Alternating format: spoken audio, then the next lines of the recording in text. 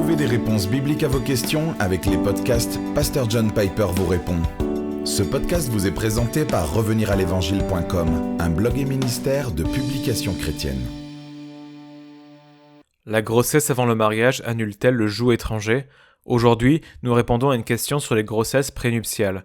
Une grossesse prénuptiale annule-t-elle le commandement de ne pas se mettre sous un joug étranger ? La question vient d'un auditeur nommé Patrick, un pasteur. Bonjour Pasteur John, merci pour la façon dont ce podcast me sert en tant que pasteur. Un jeune couple de mon église n'est pas marié et ils ont un enfant ensemble. Ils vivent maintenant dans un état de chasteté, séparés. Cet homme n'est pas croyant, elle l'est. Ils ont l'intention de se marier, bien que je lui ai conseillé de ne pas l'épouser à moins qu'il ne devienne croyant, d'après 2 Corinthiens 6, 14 à 18. Catégoriquement parlant, ai-je raison ? Ou est-ce que le fait de mettre un enfant au monde passe outre le principe de ne pas se mettre sous un joug étranger de Paul ? Dans le Seigneur seul. Je pense que l'interprétation et l'instinct de Patrick sont corrects. Je voudrais simplement ajouter quelques passages de l'Écriture et en tirer quelques implications pratiques. Patrick se réfère à 2 Corinthiens 6, 14, où Paul appelle les croyants à ne pas se mettre sous un joug étranger avec les non-croyants. L'instruction de Paul, dans 1 Corinthiens 7, 39, est encore plus directe sur cette question du mariage avec un non-croyant. Une femme est liée aussi longtemps que son mari est vivant.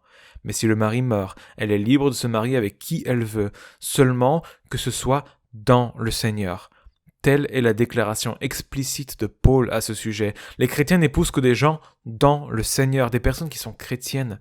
Bien sûr, derrière ces 2 commandements selon lesquels les croyants ne peuvent épouser que des croyants, se cache la sagesse que le mariage doit être construit sur le fondement de la foi en Christ, avec tous les défis et les buts du mariage façonnés par l'autorité de Jésus-Christ. Cela ne peut pas être dans une union où l'on ne se soumet pas à l'autorité de Jésus-Christ. Je pense que ces commandements de l'apôtre sont le guide perpétuel du mariage dans l'Église chrétienne, et le fait qu'une personne ait eu des rapports sexuels avant le mariage, ou même donner naissance à un enfant avant le mariage, ne change rien à cette instruction.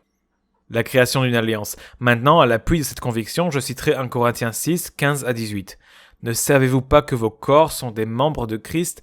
Prendrai-je donc les membres de Christ pour en faire les membres d'une prostituée ? Loin de là. Ne savez-vous pas que celui qui s'attache à la prostituée est un seul corps avec elle ? Car est-il dit, les deux deviendront une seule chair ? C'est là une citation de Genèse 2, 24. Mais celui qui s'attache au Seigneur est avec lui un seul esprit. Fuyez la débauche. Quelque autre péché qu'un homme commette, ce péché est hors du corps, mais celui qui se livre à la débauche pêche contre son propre corps. Maintenant, il me semble que nous pouvons déduire de ces avertissements contre les relations sexuelles hors du mariage que Paul ne croit pas qu'une telle union sexuelle crée une alliance. C'est d'autant plus frappant, n'est-ce pas, parce qu'il dit que cela crée une sorte d'union d'une seule chair, fût-ce même avec une prostituée. Ne savez-vous pas que celui qui s'attache à la prostituée est un seul corps avec elle ? 1 Corinthiens 6, 16. Puis, il cite ce texte étonnant qui s'applique au mariage, car les deux deviendront une seule chair. Si Paul voulait dire quelque part qu'une personne est tenue d'épouser quelqu'un avec qui elle a eu une union d'une seule chair, ce serait bien après ce verset. Dis-le, Paul, n'est-ce pas ce que tu veux dire ? Mais ce n'est pas le cas, ce n'est pas ce qu'il veut dire. L'union sexuelle est précieuse, unique et profonde. Elle est conçue par Dieu pour être la consommation d'une alliance de mariage, mais par elle-même, isolée dans un bordel ou dans une maison sur la plage à l'adolescence, elle ne crée pas d'alliance. Isolée de l'alliance de mariage, elle ne crée pas une alliance de mariage. Je pense que nous pouvons aller plus loin. Si l'union d'une seule chair ne crée pas une alliance de mariage, le fruit de cette union d'une seule chair, à savoir un précieux enfant, ne crée pas non plus une alliance. Ça ne crée pas un mariage. Il me semble que l'instruction biblique de se marier seulement dans le Seigneur demeure, même s'il y a eu une union sexuelle et même s'il y a eu le fruit de cette union sexuelle, un enfant. Les conséquences du péché. Maintenant, bien sûr, cela soulève des questions extrêmement difficiles. Le couple dont Patrick parle a déjà manifestement traversé certaines de ces difficultés. Ils ont gardé le bébé en vie, et de toute évidence, ils sont publiquement connus pour avoir eu des rapports sexuels ensemble pour produire cet enfant, ce qui, bien sûr, a dû être douloureux. Il y a maintenant des questions légales, bien sûr, il y a des questions morales et légales.